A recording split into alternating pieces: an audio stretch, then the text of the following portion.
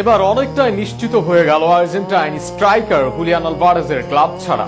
Argentine এই তারকাকে দলে নেওয়ার দৌড়ে সবচেয়ে এগিয়ে স্প্যানিশ ক্লাব অ্যাথলেটিকো মাদ্রিদ ও ইংলিশ ক্লাব আর্সেনাল। এছাড়াও আলভারেজকে দলে নিতে প্রায় 800 কোটির অধিক টাকা দিতে যাচ্ছে ক্লাবগুলো। সব মিলিয়ে কোথায় যাচ্ছেন আলভারেজ তা নিয়ে বিস্তারিত থাকছে প্রতিবেদনে।